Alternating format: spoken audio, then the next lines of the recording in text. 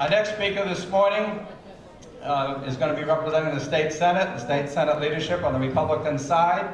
She's the senator from the 19th district, which includes the town of Derry, Senator Regina Birdsell.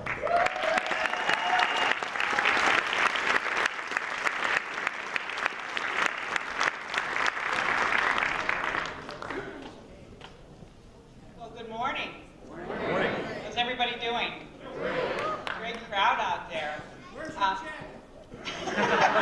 I'm not done yet.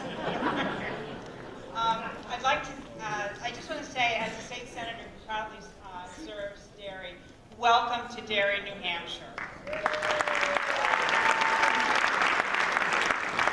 I want to thank the GOP. I want to thank Jim McEachern, along with the Derry GOP, for helping to put this together, and for Pinkerton Academy for allowing the use of the theater. We have a couple of tough years ahead of us. The Senate is already feeling it. I know the House is already feeling it. With losing the majority in the Executive Council, the Senate, the House. However, the Democrats, due to their overreach, are providing us with plenty of inspiration to fight them.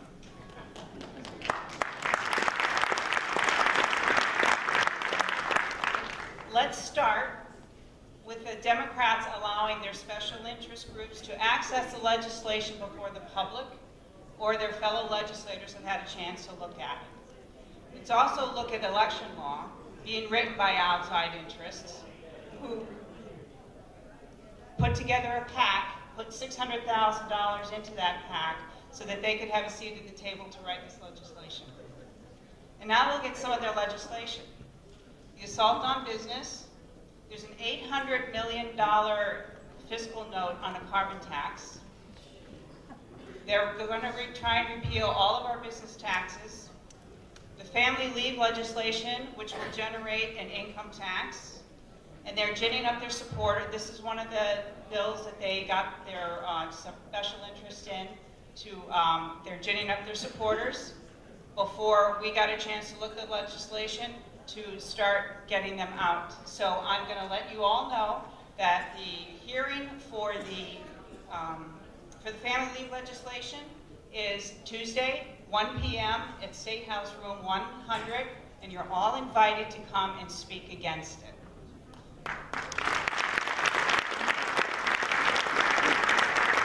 They're looking to increase the minimum wage from $10 to $12 and to $15. They're creating a capital gains tax and creating a hotel tax. On election law, they're looking to repeal or roll back all of the election laws, create an independent redistricting commission so that we only have, as a legislature, we're not going to be developing the redistricting lines, we're only going to be voting yes or no. Requiring the president to show 5 years of their taxes, allocating electoral college electors based on popular vote, which would virtually eliminate the power that New Hampshire has as first in the nation.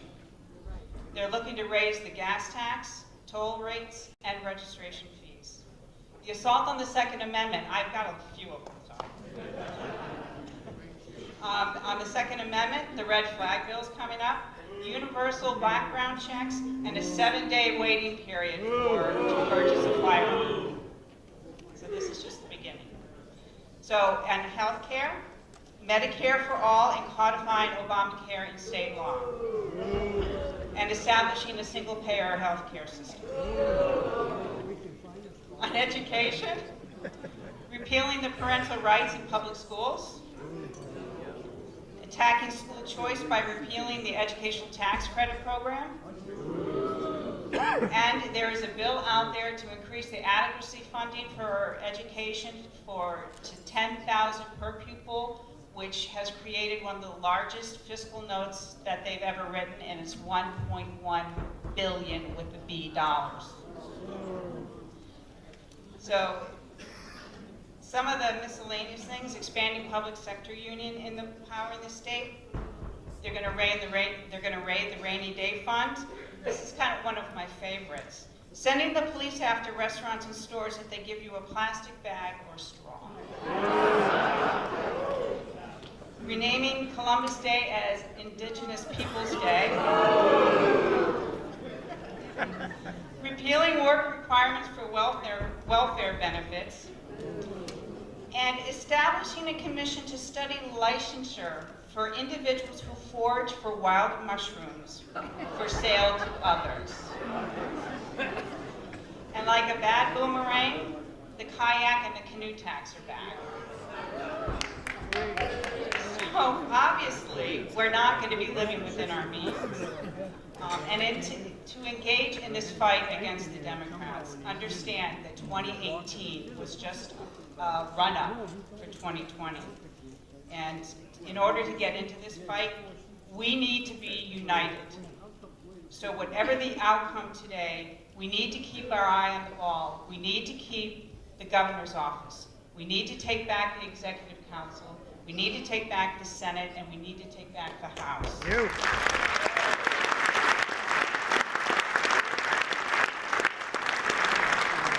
So with that, let's roll.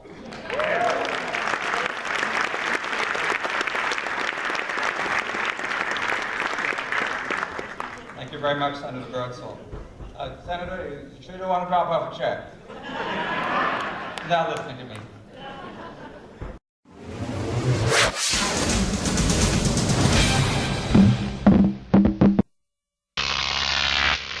Crop TV.